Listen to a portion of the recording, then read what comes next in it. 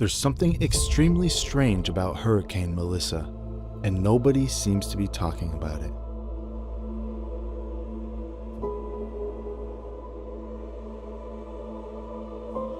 As I'm making this video, Hurricane Melissa is making landfall on Jamaica, and with many models showing it moving on to Florida after that. According to the Weather Channel and many other mainstream news outlets, Hurricane Melissa, quote, ranks among the most intense hurricanes and landfalls of all time, end quote.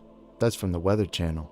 According to them, this hurricane is already one of the strongest ever recorded, and it hasn't even hit the Gulf of Mexico yet, with some models indicating that it's going to swing into the Gulf of Mexico where it will strengthen once again. If that happens, it's already one of the strongest ever recorded. You can do the math, and things are not looking good for the people in Florida or any of the Gulf states. Now, the strange thing about this, well, there are actually many strange things about this, but one of the strangest things about this is how fast it actually strengthened. It's been called unprecedented, and some meteorologists said they'd never seen anything like it before, and they're wondering how it's even possible that this thing strengthens so quickly. Well, I may have an answer for that, and here's where things get a little bit strange. Now, before I read this, before I show it to you, I just want to make it clear that I'm not saying 100% that this is what happened, but what I'm doing is I'm drawing connections and I'm asking the important questions that most people should be asking. Are these two things related? Maybe, maybe not.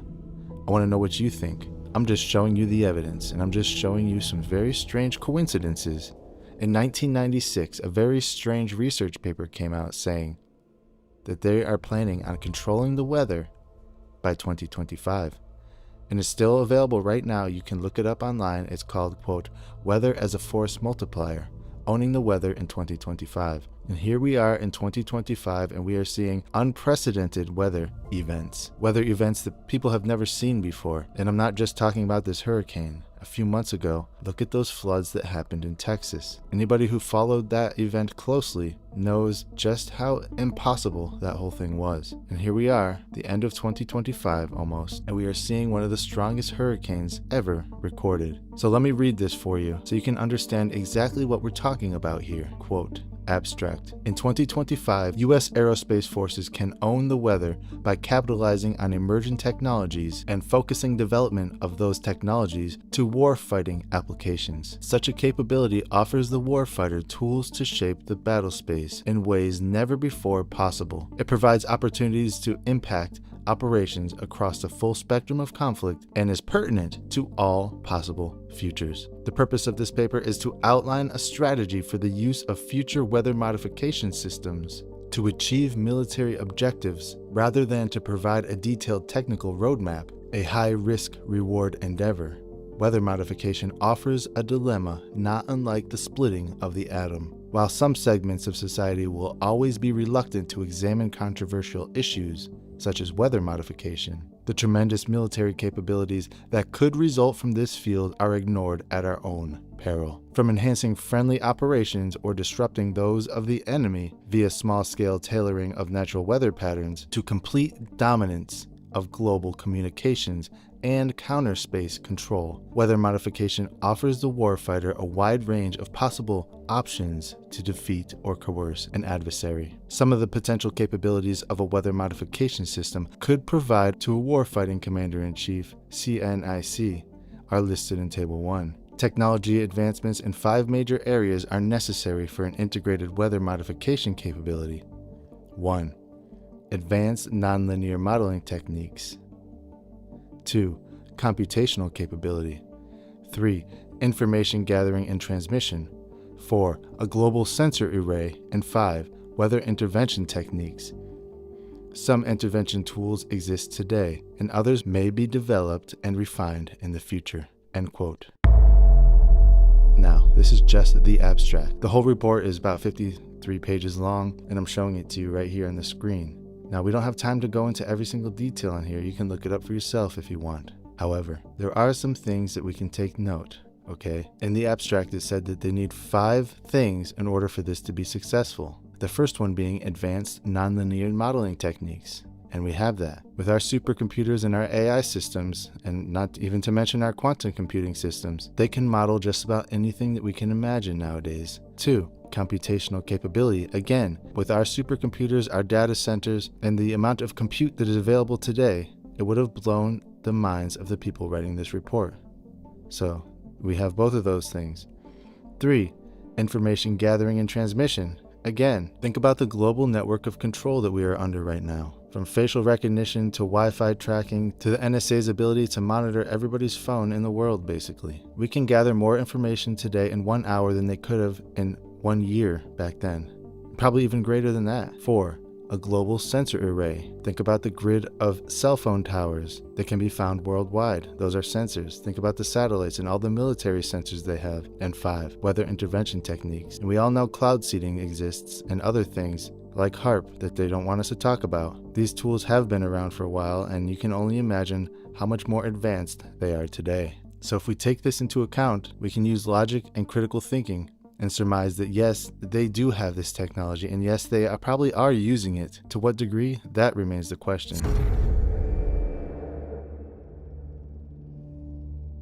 Now I want to show you a clip from Dr. Sandra Pelengeri, who is one of the world's top climate scientists, and she discovered some very frightening information about weather modification that scared her.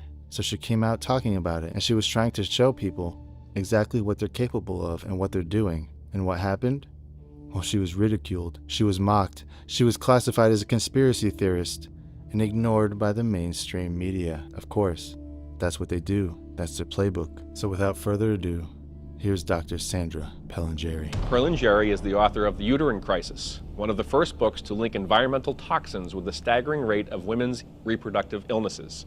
In 2006, she was chair of Maine's first global warming conference. She has written for E!, the environmental magazine, and London's The Ecologist.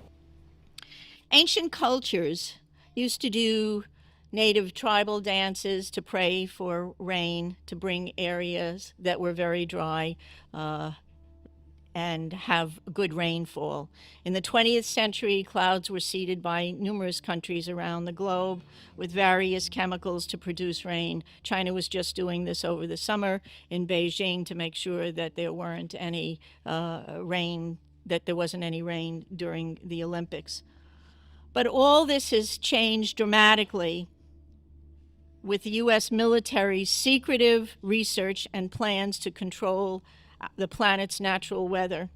This has not been given very much press, and we have to remember that we have a corporate-owned press where 85% of radio, television, and print media is owned by 5 corporations. So they're not going to talk about things that are of really serious consequence, and that's somewhat of the blessing, a mixed blessing of the internet, but there's certainly plenty of information on weather modification. The Air Force is on record as saying, quote, they want to control the weather by 2025, and we are not talking about just seeding the clouds for rain. Weather modification means, quote, any activity performed with the intention of producing artificial changes in the composition, behavior, or dynamics of the atmosphere, unquote. And as of April this year, there are more than 150 different weather modification programs around the world. Since about 2000, the Department of Defense and the Department of Energy have been spraying the entire United States sky with a toxic brew of chemicals and other biologic agents. Just want to show you something.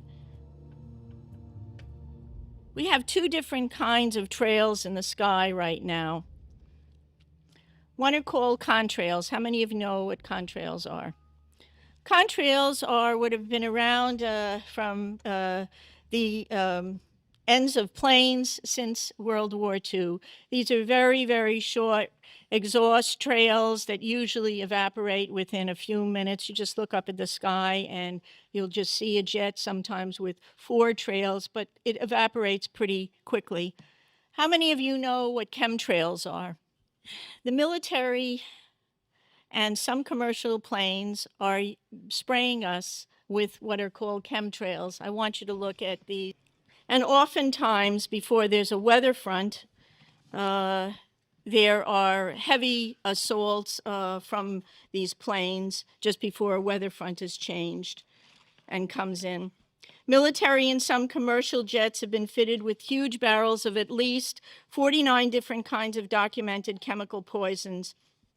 Among other documented ingredients in this toxic man-made clouds are pathogenic molds, fungi, weaponized viruses, and made in some places like the secret site at Fort Detrick, Maryland, which is supposed to be a cancer site, but there are a number of scholars and professors tracking this that have big questions about this. Barium and nanoaluminum particles. What do these do to the human body? Barium is an alkaline earth mineral. It was discovered in 1774. At low doses, it can act as a muscle stimulant. At high doses, it detrimentally affects the heart and the nervous system. Barium is toxic to all mammals, and that means not just humans. Aluminum, which is the most abundant metal in the Earth's crust, is known to diminish kidney function and destroy brain cells and cognitive function. Just think about it. Just between the aluminum and the mercury that we're breathing all the time, we've got already a serious issue about brain function and cognitive function. There is also documented evidence that the aluminum in chemtrails is released as nanoparticles, and that when they reach the Earth environment for wildlife in lakes and streams, it's causing serious problems with wildlife there. Researchers are also finding that nanoparticles interfere with the growth of plants.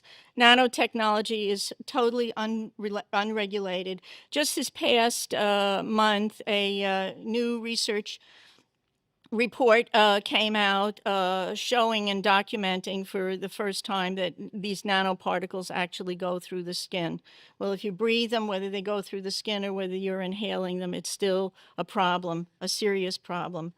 Other toxic chemicals that have been documented include ammonia, ammonium chloride, bismuth, cadmium, one of the most toxic elements also in the environment, hexabromobenzene, lead, potassium iodine, potassium perchlorate, sulfur, and xylene. This is just a toxic spew of carcinogens, serious respiratory and skin irritants, cardiovascular and gastrointestinal toxicants. I'm asking, is there a relationship between asthma, now the number 3 killer in the United States, and staggering rates of it for small children, up from number 10 a decade ago, and the chemtrails?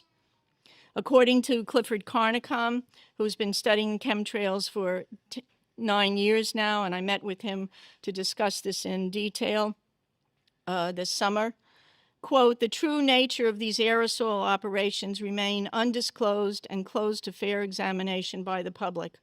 All of this is being done by stealth to keep us in ignorance.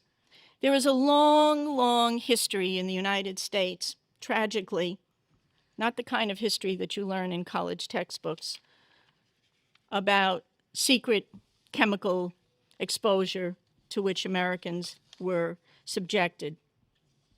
I'd like to read you just a few of them. In 1931, Dr. Cornelius Rhodes, under the auspices of the Rockefeller Institute for Medical Investigations, infected human subjects with cancer cells. They were not told about it. He later went on to establish the U.S. Army Biological Warfare Facility in Maryland, Utah, and Panama, and then was named to the U.S. Atomic Energy Commission. While there, he began a series of radiation exposures, experiments on American soldiers and civilians in hospitals. In 1942, Chemical Warfare Services began mustard gas experiences on approximately 4,000 servicemen. The experiments continued until 1945 and made use of the Seventh-day Adventists who chose to become human guinea pigs rather than serve on duty. 1965, prisoners in a prison in Philadelphia were subjected to dioxin. Dioxin is so toxic, it is a byproduct of chlorine when it breaks down, whether it's in Clorox or in tampons, and a teaspoon could literally kill the entire planet. Dioxin is a carcinogen, and it's part of Agent Orange that was suspected even before the military used it for Desert Storm. In 1996, the Department of Defense admits that Desert Storm exposure for all of the military they were exposed to chemical agents, including Agent Orange.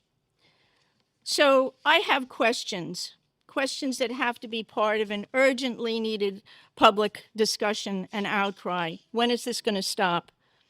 Obviously, you don't know, and I would urge you, they're outside. There's a list of websites that you can go to, not just to Clifford Carnicom's, but this is the most, his website is the most well-documented one with lots of medical information. I've talked to over 100 doctors just in this past 6 months, naturopaths, MDs, all sorts of people in healthcare, and there we have staggering rates of upper respiratory and cardiovascular problems that we never used to have. There's a brand new emerging field, and that's called environmental cardiology, and they're not even dealing with the issues of weather modifications and chemtrails. I'd like to know, how are the real drought conditions by nature exacerbated by a constant spew of aerosols in the chemtrails? How much of global warming or climate change is actually caused by billions of tons of these aerosols that have been sprayed over us for the last 8 years without our permission? It's not just CO2 emissions that we have to deal with, but we have to deal with weather modification. How is weather modification by the military destabilizing our planet's natural weather? A controversial weather modification bill was just passed. Bush just signed it to the 109th Congress. There was no public discussion. These bills did not include any agricultural, water, EPA, or public representatives, and did not have any provisions for congressional, state, county, or public oversight of either expenditures, medical, and/or environmental consequences. In other words, we've really been guinea pigs for at least the last 8 years with literally every breath we take. 7 days a week, 365 days a year. What we are breathing now, as one of my dear friends says, the indoor air is just the same. What the indoor air is just the outdoor air inside. In addition, the Pentagon is on record this summer as saying it wants to resume open-air testing of biologic weapons. There's a flyer outside on this with some research that Professor Francis Boyle has done. And he's been quoted recently as saying, the Pentagon is fully prepared to launch biological warfare, yet much of this technology is being used on us without our permission. We are signatories to no germ warfare and to the Nuremberg trials. So there it was. What do you think about what she just said? Do you believe her? Do you think it's real? Do you think it's legit? Or do you think she was just making stuff up? What I find interesting is if you combine what she just said with this military report from 1996 that we just talked about, I think it paints a picture, an undeniable picture of weather and how it can be and probably is being controlled by them. Who's them, you might ask? Well, you can click this video to find out. I want to thank you all for watching, and God bless you all.